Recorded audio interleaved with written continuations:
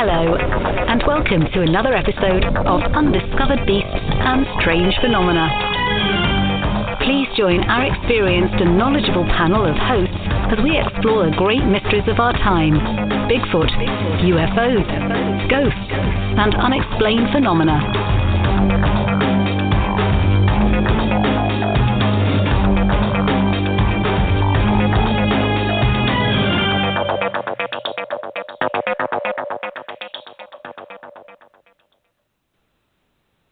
Hello, everyone. This is Vanessa Hogle, your hostess for all things paranormal and supernatural. And kind of going by what we talked about the last time, the psychic or psycho situation, I thought I would cover one of the topics that is probably the most difficult for people to understand, and that is empathy, or being empathic. And the best way I can describe it is, imagine yourself standing in a circle, and you've got a train going around you. It's spinning and spinning and spinning and going around you and around you and around you. And it's carrying 10 million different types of emotions. And you feel every single one of them. That is what being empathic feels like. And it doesn't mean that you're standing in the middle of a train every day. It doesn't mean that. But it does mean every time you go into Walmart, every time you or at a family reunion, every time you're in school or at work, and somebody is around you that carries a certain emotion that you pick up on, that is being empathic. You draw that emotion to you. You draw it into you, unbeknownst to yourself, for the most part, at least in the beginning. And that's kind of where I wanted to start, is in the beginning. Most empaths are empaths when they're children.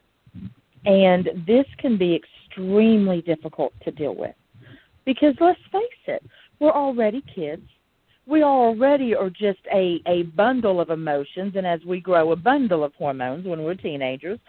Sometimes it gets worse, sometimes it gets better. It just really depends on where you're at in life and who you are as a person. But if you add being empathic onto what we already go through, starting as children and carry into adulthood, it just makes it so much more troublesome and so much more difficult to deal with, because we don't know. As a child, you don't know that you are this little sponge soaking up the emotions and the feelings of everybody around you. And that can cause acting out. That can cause bad dreams, night terrors. It can cause misbehavior in regards to how you take care of yourself, how you react around other people. All these types of things it can cause, and it makes it even more difficult being so young, going through an already difficult situation. The best way I can describe this is to give you a for instance. I was 7 years old, and we had moved from Huntsville, Alabama, where I'm from. I don't know if y'all could pick that up or not from the accent, but we had moved from Huntsville, Alabama to Wichita, Kansas. And we were living in an apartment complex, a very short time, had been there maybe a week. And I met a young girl there, and I was already a shy child. Already afraid of my own shadow. If it went bump in the night, I screamed. That was me, even though I was one of those little kids that talks to dead people. You know, it doesn't make any sense, I know, but just walk with me on this one. So I met this young girl, and I remember the moment I came into contact with her, it was like every hair stood on end all over my body, but not in a way of knowing that I was, speaking or seeing or feeling the dead person. It was completely different.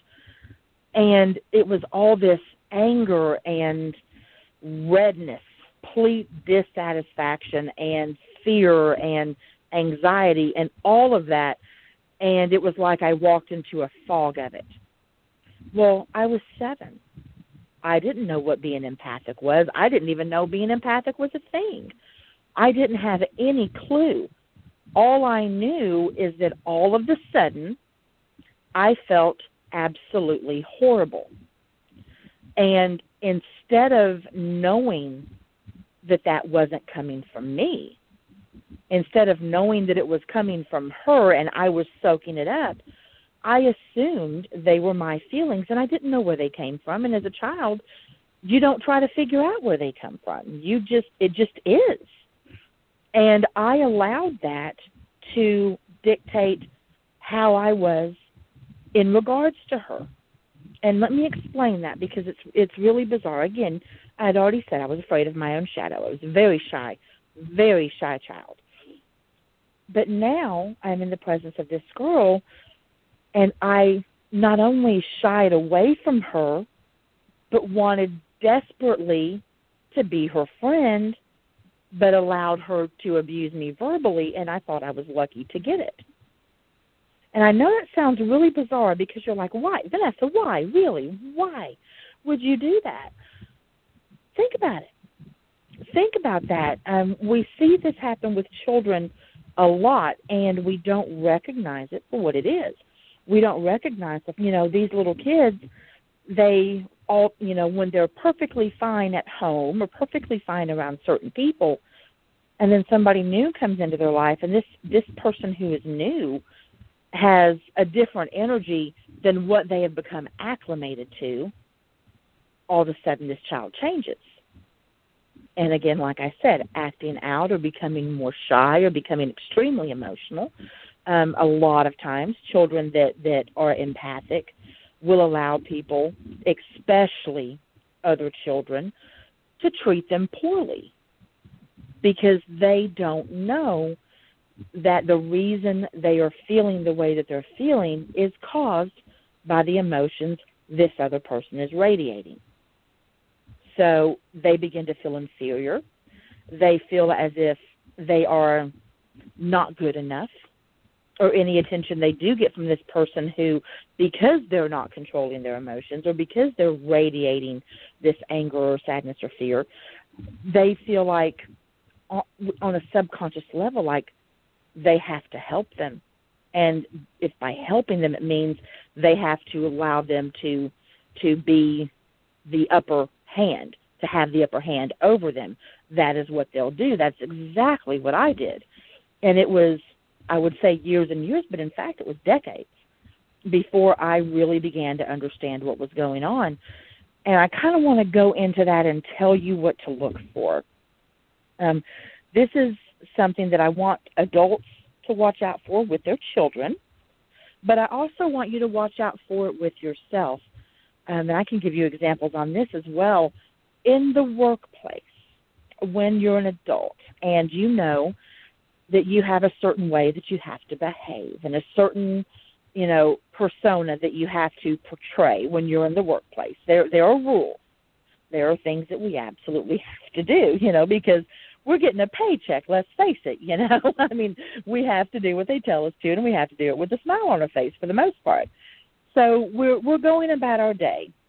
And here's the thing. When you're doing that and you're trying to do the best that you can do, and you come into contact with a coworker who is carrying negativity with them, whether it is towards you or whether it's towards somebody else, what I want you to do is see how that affects you. I don't mean in the standard way of how most people would regard that and be like, okay, well, you know what, they're starting drama and I like drama, so I'm going to talk about the drama and I'm going to get anxious from that. We all do that. That's not what I'm talking about. What I'm talking about is how it makes you feel to be around this person, even if they don't say a word. Communication between the two of you.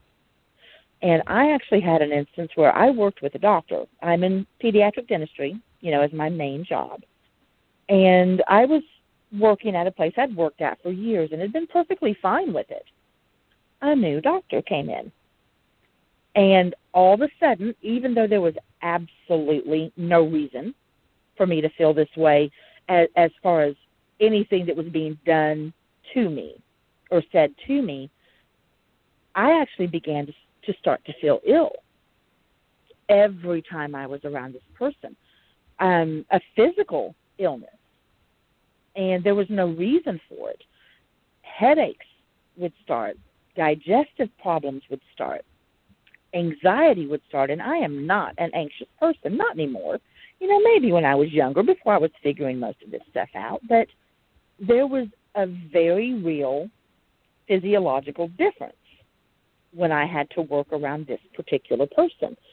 And we would have different doctors come in, and on different days when this particular doctor wasn't there, I was perfectly fine, And, of course, I went through the whole rigmarole of, okay, well, what did I eat that day? Was there anything in regards to what I ate? Or is there anything going on at home that would make me feel this way? And come to find out, there wasn't anything like that. It was this person's presence and the energy that they carried and how they radiated it out. Imagine, I'm sure you've all heard of the term psychic vampire, and that is somebody who draws energy from you. Well, for empaths, we kind of deal with the exact opposite. Those people that radiate negative energy out and maybe don't realize that they're doing it, we draw that from them because we don't know we're doing it. And that is the biggest thing that I've been trying to teach people over the years, is how to, first off, acknowledge that it's happening. Secondly, being able to differentiate somebody else's feelings that they're radiating out as opposed to the feelings that you have inside of you, how to categorize those specific feelings and compartmentalize them as well. And it sounds really clinical. It sounds really complicated, but in fact it isn't. And there are many things that you can do to help you understand how this works. Y'all know I'm big on notebooks. I am big on writing stuff down, whether it's dreams, whether it is a vision that you have, a message that you feel like you've gotten, whatever. Well, I'm big on writing all of that down because I think that information is relevant to your growth process. Same applies when it comes to empathy. If you have a person that you're around that without them even trying to make you feel bad, but you find that you do just being in their presence, write down what you're feeling in detail as much as you possibly can. Write down what you're feeling. Try to figure out if there is something that is happening outside of you that could be causing these feelings. Or do you just not like them? Okay, you can always go to that point. You can always say, I just don't like them. We don't mesh well. And you'll hear that a lot. You'll hear that where people say, well, our energy just doesn't mesh well. Ask yourself why. There could be many reasons for that.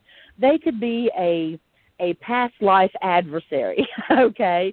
They truly could. I've actually come across some of those where it is a person who I have known in a past life that I obviously did not care for, or they didn't care for me. It doesn't even have to be mutual. It can be one or the other. And we meet again in this life, and we don't mesh. That is one way that could be accurate. The other is that energy field that we all have around us, and there are those that radiate that out. They don't hold on to their emotions, even if they're not verbalizing them. They just push them out there, and empaths soak them up. So you have to figure out when you come into contact with somebody like this, is it your emotion you're feeling, or is it their emotion you're feeling? A good way to test this is when you go into a store. It's very simple. Most people say they absolutely hate to go into Walmart, absolutely can't stand it, or they hate to go shopping, or they don't like big crowds, which I'm one of those gals, can't stand them. I don't like big crowds because they get in my bubble. And empaths like bubbles. They like that cushion between them and the outside world. It's just necessary to have because it's just too much.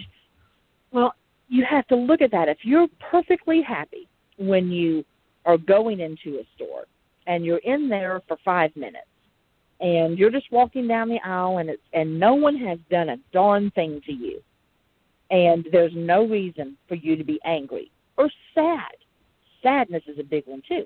There's no reason for anything like that to happen, but yet you start to feel it come over you. That is a very real indication that you are empathic. Now, you're probably wondering, okay, well, Vanessa, I get that. I understand what you're saying. Now what do I do about it? That, my friends, is the million-dollar question, and probably what I get asked more than anything else on a daily basis is, Vanessa, what in the world do I do so I don't have to feel everybody else's emotions? Or how can I help my child from feeling everybody else's emotions? And I would love to tell you it's simple. I really would. I would love to tell you that it's the easiest thing in the world to do, and by golly, I can teach you how to do that in less than 10 minutes. Fact of the matter, that is not true, and I'm not going to lie to you. I'm not going to blow smoke up your hiney. What I am going to tell you is it takes dedication. It takes self-awareness. It takes being extremely honest with yourself, and it also takes having the cojones to set boundaries. And I'm going to explain that last one first because I think it's the biggest one. I think it is probably the worst culprit. It really is. It's because most of us acquire or become aware of our empathic abilities based on interactions with family members. So the second you put family members into the equation, personal boundaries would want to go right out the window, right? Because you can't do that. You can't tell family, I can't be around you too much. You can't tell family that you're draining me or you're causing me angst because I can't handle how much you radiate emotion. You're probably thinking that, but yeah, you can. Yes, you absolutely can. You can set those boundaries. You don't have to be mean about it, but you can set those boundaries and limit time with those that you find penetrate your bubble and lay their emotions kind of at your doorstep, okay? Because it is what it does to us. That you're talking to a gal that has 5 ulcers. I do. And, I mean, they're getting better. But I acquired 5 ulcers over being an empathic person and being in a relationship that I was carrying the emotions of both of us. Whether it was anger, fear, sadness, whatever it was, I soaked it for over 6 years and caused myself real physical damage. You know, that is getting better, thank goodness, but, you know, it does hurt you physically, not just emotionally, but physically. Also, empaths draw narcissists to them. It's a given.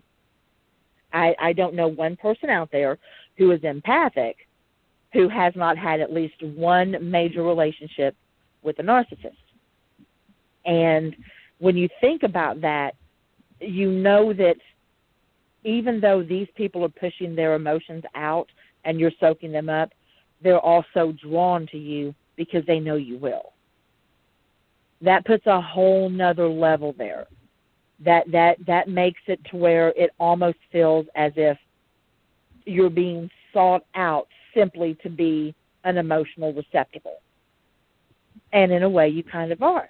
Not everybody does that. Not every person that you soak up the energy of, not every person is a narcissist. But I can guarantee you, at least once, I can almost guarantee you even more than that, multiple times, that is exactly what you're going to come into contact with and what you're going to have to claw your way out of. So let's see here. When it comes to dealing with that and figuring out how to stop that from happening, that's where the self-reflection comes in. That's where it comes in with being honest about your emotions. You know, if you're feeling angry, admit it to yourself. But if you're not, question why. okay? I tell everybody this, your heart will lie to you, your head will lie to you, your gut won't lie to you if you listen to it, okay? So you have to be honest and ask yourself why. Why am I feeling this when I was perfectly fine 5 minutes ago? And most people would think that it's anxiety or depression, and it could be. I'm not going to tell you that it's not. I'm not going to tell you that there isn't anything wrong in that regard. But I know quite a few people who suffer from anxiety and depression who are empaths. That is not a coincidence. So if you do the work and figure out with the self-reflection, with the being honest with yourself, with really breaking everything down and doing the homework on yourself and those around you, if you can keep yourself from being that receptacle for everybody else's emotions and your anxiety lowers or your depression gets better or eases up, were you really anxious or depressed? Were you an empath? So you have to think about things like that. It's not that I'm against medication. It's not that I'm against, any type of medical situation when it comes to this. But if you're an empath and not anxious or depressed, then it is behavior and instances that need to be monitored that would actually get you off of any type of medication or anything along those lines and help you live a life without those products in you. So that's something to consider. I'm not saying it's for everybody, but it's definitely something to consider. One of the biggest things that happens with empaths is they self-harm. So you have to be honest with yourself. Are you doing that? Now, I don't mean taking a knife and cutting yourself like a lot of people automatically assume self-harming is. Self-harm takes many different phases, okay? It can be any number of things. It can be putting yourself in bad situations. It can be, again, taking a knife to your skin. It can be lack of sleep, choosing not to sleep because you're too busy thinking about everything that you're feeling that isn't yours to babysit. Okay? So this is where that notebook comes in handy, is actually going through every single thing you possibly can and doing the homework to see if this is what you're doing or is it something else. I hope I'm explaining that correctly because it's not as complicated really as I'm making it out to be, but when people ask me questions, that is what they ask me. Well, how will I know? Well, how will I know? Well, how will I know? And you have to do the work. You can't block everything if you don't know what's yours and what isn't. That's where that notebook comes in handy. If you block everything, then you're a shell of a person, and why worry about it anyway? You just can't do that.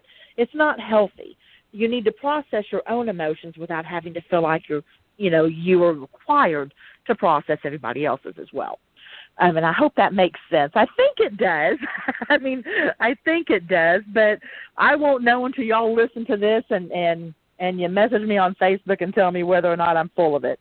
But that's what I tell people is if you can do those particular steps, then you are that much further ahead where you don't feel awful all the time. And that is the biggest complaint about empaths is they feel awful so much of the time.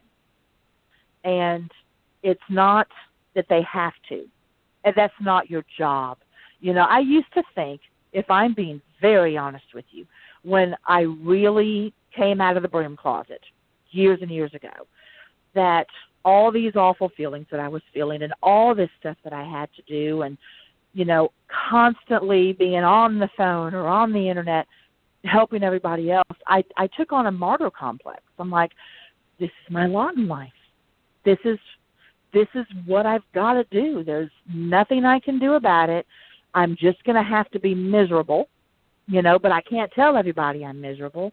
I can't portray I'm miserable, but this is, if I'm going to have these particular abilities, then this is what I'm going to have to go through.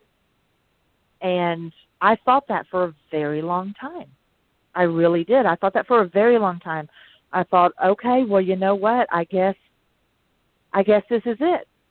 And I'm just going to be this unhappy or this tired or this afraid or this, angry until the day I die or until the day that these abilities go away.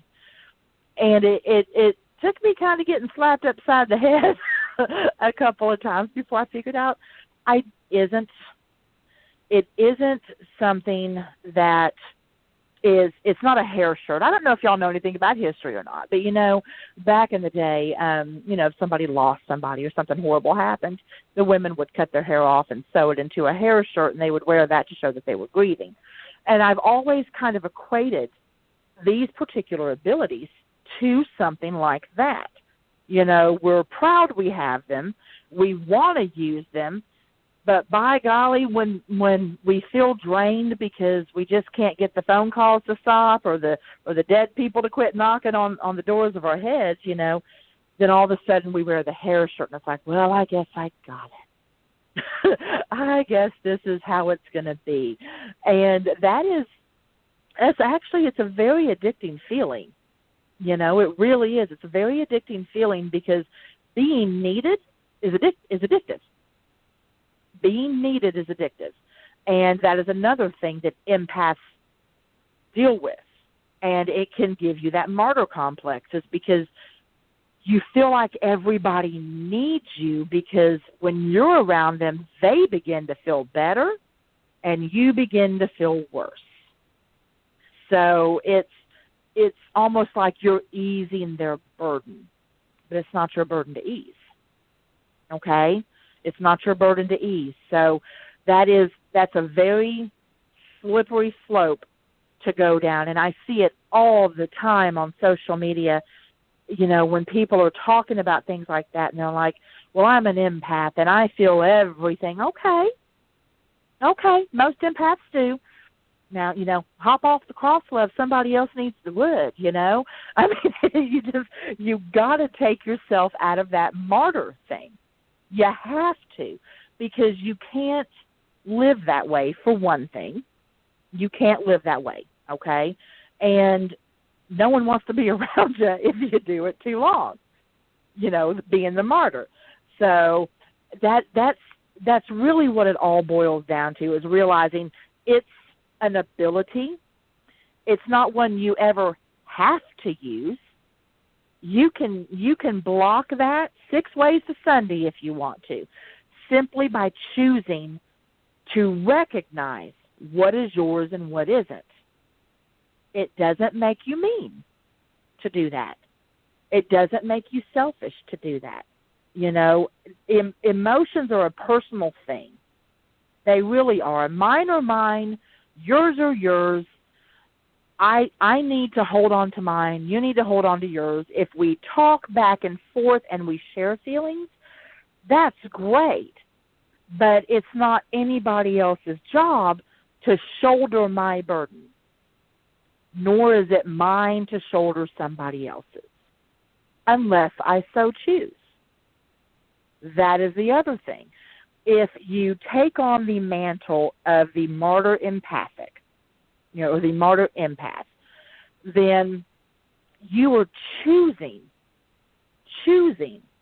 to shoulder everybody else's emotions, good, bad, or indifferent. And if you choose to do that, you have taken away your ability to complain about it, or your right to complain about it. That was your choice. You could very easily say, you know what, I was perfectly fine when I walked in here. Joe Blow came in. He seems all kind of angry. I can either let that affect me, even if he's smiling, if it's coming off of him. If you can feel it, and empaths can feel it, once they recognize what it is, and you choose to allow that to affect you, that's no longer Joe Blow's problem. That's yours. Okay? So that is something that you really need to think about. We all have choices in the matter. We all make decisions in regards to how we deal with this once we recognize it for what it is and how we're going to process it. Again, I'm going to reiterate this again. It does not make you mean when you simply don't have the time, the ability, the strength, or the need to soak up somebody else's emotions to make them feel better. Okay? Now, being an empath is helpful in many ways. The main way it's helpful is you can sense when somebody's ill, possibly even before they can. I've actually had patients, and I'm in dentistry, who I've been able to tell that there was something non-dental wrong with them, and actually convinced them, for lack of a better way of putting it, that they needed to contact their primary care physician. And then, go down the line, they come in 6 months later for their tooth cleaning, come to find out, they had cancer or something along those lines. Empaths can feel that. They can also feel different emotions that would help somebody else through a trying time that maybe that person isn't recognizing in themselves. If you have the mental space or the emotional space to do that for somebody else, by all means do. But you don't have to, okay? The one thing that empaths, I think, do the most, and this is what I'm going to really caution against, and I'm guilty as well. I am so guilty of this. And especially during these trying times, I've really had to monitor myself and police myself for doing this. And that is, you don't even have to be around physically a person to soak up their energy. You can straight up do it over social media. Facebook, Instagram, Twitter, all of the negativity that's out there, you can soak that up as well. And it's not yours to soak up. It's not. That's not yours. You can let that go. There's this wonderful little thing that you can do, and it's called scroll. You can scroll right past it, okay? You don't have to do that. And if you choose to do that, don't complain about it when you do that, because you chose to engage and you chose to accept those emotions as your own. So I hope I'm not sounding like a mean old biddy when I caution against these things, because being empathic does have its positive points. It really does. But for the most part, and I'm being very honest, for the most part, you're a receptacle. You really are. And you don't have to be. It's kind of like one of those things, just because you can doesn't mean you should. Just because I can feel your emotions doesn't mean I have to acknowledge them as my own. And the same applies for every other person out there, especially children. And that is what, we're adults. We can make those decisions. We can decide if we want to take those feelings and claim them and process them and do something with them. We can decide that. Children, on the other hand, cannot do that. So adults out there who will be listening to this episode, please watch your children. Watch how they are around other people. Watch if they change. And if it seems almost as if they don't recognize a change, but it just happens anyway. And if it happens around particular people, see if it happens every time. And if it does, what you need to do is sit down and talk with your child and just say, hey, I've noticed you maybe don't feel so hot when you're around, Aunt Betty or Uncle Joe, or dad or mom's friend. And if the parent is an empath, but the child is, the parent might not really recognize what it is. And this is a really good opportunity to sit down and talk with your kid and just ask them. And odds are they're going to say, I don't know. They're probably just going to say that, I don't know. Especially if they're younger, they're going to say, I don't know. That's when it's up to the parent to watch the behavior, not what happens, but the behavior itself. Do they get angry? Do they try to leave the room? Now, granted, there are other plenty of other reasons a child might do that, and those need to be addressed as well. If it isn't one of those, but if they seem withdrawn or just completely out of character around people, sit them down, find out why, let them tell you in their own way, and then continue to monitor the behavior and see if it stays the same, gets better, or gets worse. And that will give you a better idea if it isn't one of the way worse things that I'm not going to talk about, but that we all know about, and it is emotional because they're an empath, then you can start to work on that and work on trying to let them know, hey, you know what, if you feel great and then you're around somebody and then you don't feel great, you're just like a little magnet to them, and you're making them feel better, but it's making you feel worse. Okay? And that's different ways based on the age of the child that you can start to figure out if they need help in that area. And if you're uncomfortable with how to do it, reach out to somebody like myself, or if I can't help you because my schedule's crazy, I will find somebody who can. Okay? So, I mean, that's just kind of where I want to leave that. I know it's a lot of information. I know I kind of went around the barn with it, with different things, but if you sit down and just think about it, it really is more simple than I'm making it sound. It's just like a suitcase in the airport. If it's not yours, don't pick it up. It really is that simple. So know your emotions, know where you're at, know how you feel before you come into contact with somebody, know how you feel when you do come into contact with them. See if it's yours. If it's not yours, you don't need to claim ownership to it. And I promise you, if you can put these little things into practice, if you have empathic abilities, you will begin to feel a lot better. And if you choose to not put them into practice, then that's on you, sugar. I don't know what to do. Okay? Anyway, y'all, I think I got a good time in here. So if I missed anything, odds are I'll add it to another show somewhere down the line. But if y'all have any questions, just holler at me, and we'll be talking soon again. You guys have a great day. Bye.